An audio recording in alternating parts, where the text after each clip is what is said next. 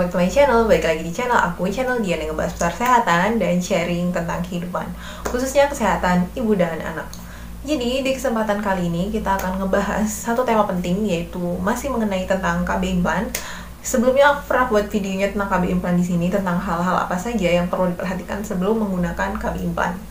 Dan di situ ada beberapa komentar yang berkaitan tentang setelah penggunaan, dan saya berinisiatif untuk membuat video ini agar bunda-bunda tidak kebingungan lagi hal apa saja itu yang harus diperhatikan. Simak video ini sampai habis ya. Ini setelah bunda-bunda memutuskan dan sangat yakin untuk memilih KB implan ini sebagai salah satu alat kontrasepsi yang mampu untuk mencegah kehamilan dan menjarangkan kehamilan bunda, tentu saja ada beberapa hal penting yang harus bunda lakukan dalam menjaga dan merawat luka setelah pasca pemasangan KB implan itu sendiri.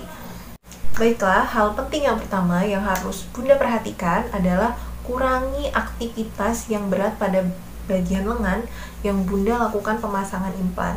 Kenapa demikian?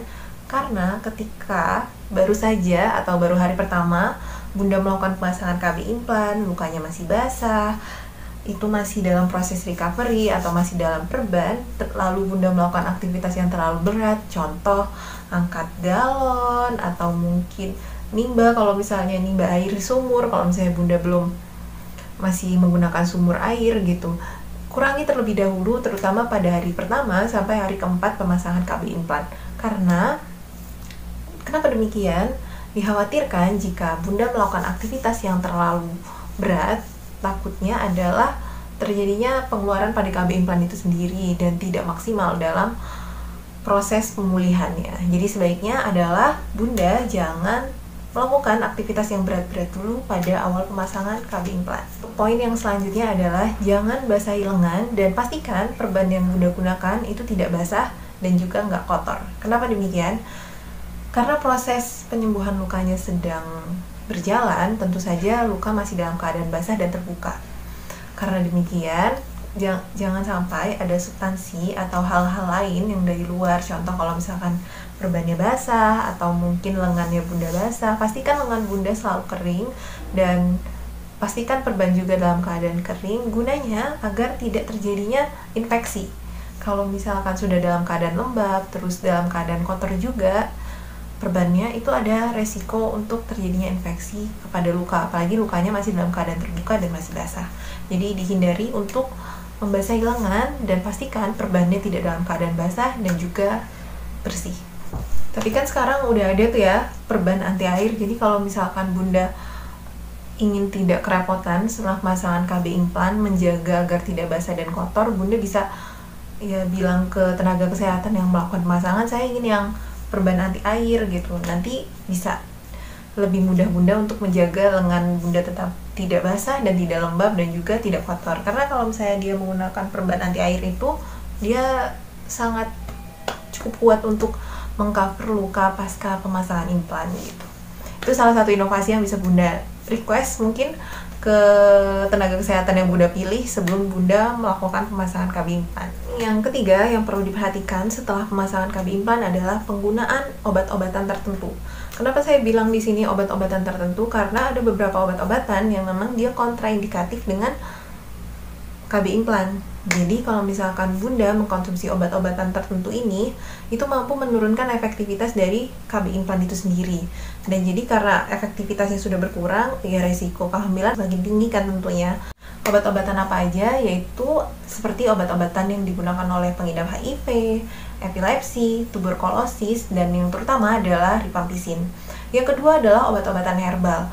Obat-obatan herbal di sini yang bisa mengurangi sakit kepala, nyeri menstruasi. Contohnya adalah John's wort. Dan yang selanjutnya adalah beberapa antibiotik tertentu yang tentu saja saya tidak bisa sebutkan di sini, tapi bunda-bunda bisa tanya ke tenaga kesehatan atau bidan atau dokter yang akan melakukan pemasangan. Jadi sebelum bunda menggunakan atau ingin menggunakan KB implan, atau melakukan konsultasi terlebih dahulu sebelum pemasangan KB implan. Misal bunda memiliki riwayat kesehatan tertentu atau sedang mengkonsumsi beberapa jenis obat-obatan yang saya sebutkan tadi. Contoh misalnya bunda pengidap tuberkulosis, jadi bunda ingin menggunakan KB implan tapi kontraindikasi nih sama implan. Jadi sebaiknya mungkin akan disarankan ke alat kontrasepsi yang lain yang lebih aman tentunya, yang baik untuk kesehatan Bunda. Dan ini poin yang terakhir dan sangat penting, jangan lepas KB implan sendiri. Ini hal penting yang perlu digarisbawahi.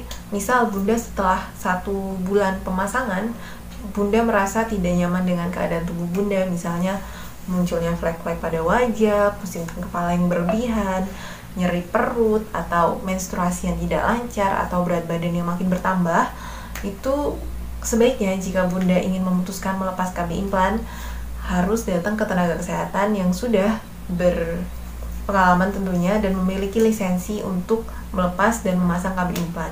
Jangan lepas KB implan sendiri, karena efeknya itu untuk kesehatan Bunda sendiri, untuk peralatan yang digunakan dan lain sebagainya. Jadi misalkan Bunda sudah tidak ingin menggunakan KB implan, datang ke tenaga kesehatan untuk melepas. Jangan lepas KB implan sendiri.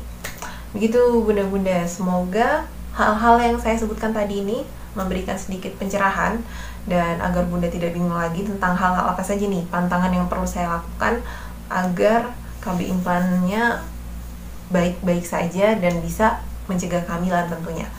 Dan mungkin cukup sekian tentang video kali ini. Jika ada kesalahan, saya mohon maaf, dan kepada Allah saya mohon ampun. Dan sampai jumpa di next video.